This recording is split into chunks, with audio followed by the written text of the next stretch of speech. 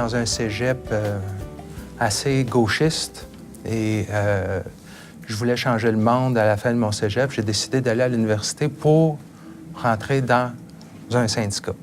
J'avais appris que relations industrielles, il y avait certains gradués qui pouvaient travailler pour des syndicats. J'ai donc été à l'université dans ce but-là. Finalement, il y a un syndicat qui est les vitriers travailleurs du verre, local 1135, FTQ, qui m'a embauché pour faire mon stage en fin de troisième année de bac. Et à la fin de ce stage-là, ils m'ont recommandé à la FTQ. C'est là où j'ai rencontré Michel Grant, qui lui-même savait qu'il y avait des ouvertures à l'Union des employés de service, m'a référé à l'Union des employés de service, qui m'a embauché 2 mois après que j'ai fini mon bac. J'avais un emploi dans le monde syndical. J'ai vu une annonce dans la presse, le syndicat des agents de bord, qui s'appelait à l'époque l'APENAC, l'Association du personnel navigant des lignes aériennes canadiennes, recherchait un conseiller syndical pour le bureau de Montréal, qui s'occupait de l'Est du Canada. J'ai appliqué et j'ai obtenu le poste. À cette époque-là, l'APENAC, qui est en anglais CALFA, c'est un syndicat indépendant, mais affilié à la FTQ, venait de passer à travers une grève importante avec Air Canada. La déréglementation du transport aérien faisait en sorte que les gros transporteurs, Canadien Pacifique, Air Canada, venaient en demande énormément, déjà à cette époque-là, à l'encontre des conventions collectives. Ils avaient un fonds de grève de 2 millions. Ils l'avaient passé à travers, juste avec Air Canada. Ils s'en venaient à la négo du Canadien Pacifique. Donc, ils ne croyaient pas arriver comme syndicat indépendant à passer à travers ça. Alors, c'est pour ça qu'ils ont décidé de mettre sur pied un comité pour évaluer la possibilité de fusionner avec un autre grand syndicat. J'arrive à ce moment-là. Dans les mois qui ont suivi, ils ont mis en place ce comité-là. Ils ont appelé des syndicats comme les Teamsters, qui représentent beaucoup de gens dans le transport aérien aux États-Unis, l'Association internationale des machinistes, les TCA, les postiers, le syndicat canadien de la fonction publique faisait également partie du peloton. À la toute fin, le comité, qui était composé de 4 personnes, avait éliminé tous les syndicats sauf 2, le syndicat canadien de la fonction publique et les TCA. Et ce qui est intéressant, c'est que sur ce fameux comité-là siégeait comme première vice-présidente une personne qui s'appelle Marilyn White. Marilyn White est nulle autre que la femme de Bob White, qui est le président, à cette époque-là, des TCA. Et après réflexion, c'est son vote à elle sur le comité qui a fait en sorte que le SCFP a été choisi. Il n'y a pas eu de divorce. Ils vivent encore heureux. Et c'est comme ça que je suis devenu conseiller syndical du SCFP, de la division du transport aérien du SCFP. C'est l'enfer parce que les compagnies aériennes naissaient à un rythme effréné. Tout le monde voulait se faire une niche dans le transport aérien. Il y a d'abord eu le phénomène des compagnies régionales,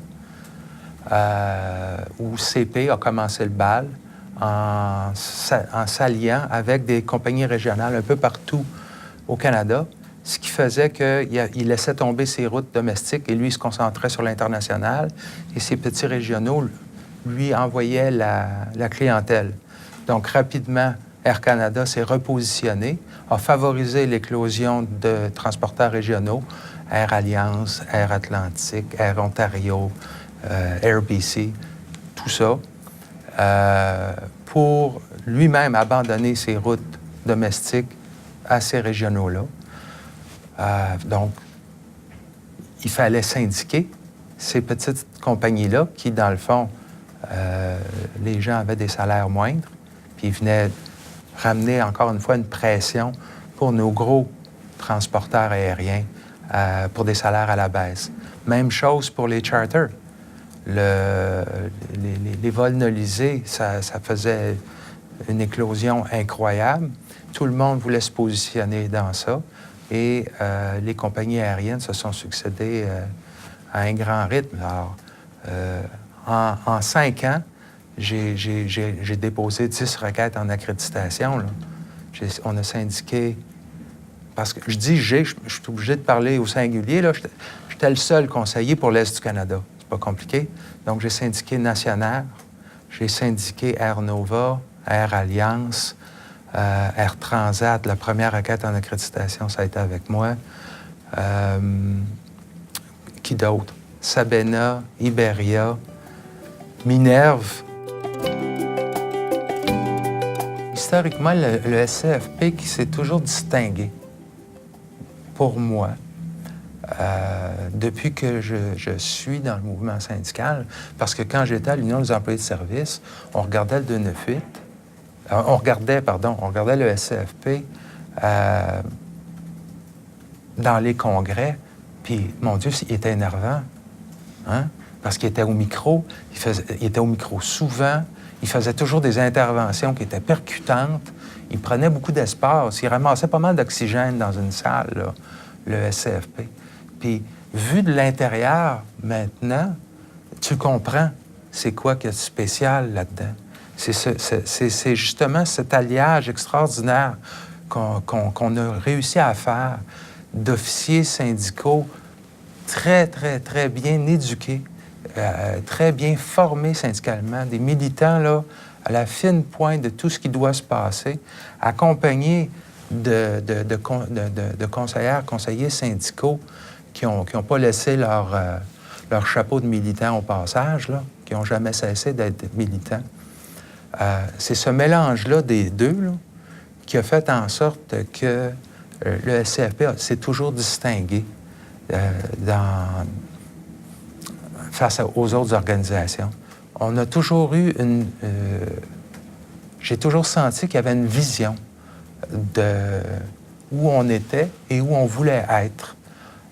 On ne s'est jamais gêné d'investir dans des supports de services spécialisés qui a fait en sorte que le SCFP, quand on venait parler de problèmes particuliers, qu'on parle à une époque de la condition féminine, d'évaluation des emplois, de sous-traitance, on se payait des services. Il y avait une personne qui mangeait de ça, matin et soir, de ce sujet-là. Alors, quand on arrivait et qu'on amenait cette personne-là dans une salle, c'est clair que le SCFP ressortait comme ayant la position la plus réfléchie, la plus sensée, et il fallait suivre le SCFP.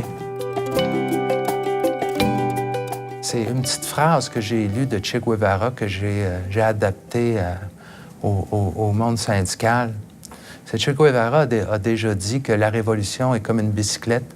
Si elle n'avance pas, elle tombe. Moi, je dis, le syndicalisme est comme une bicyclette. S'il n'avance pas, il tombe.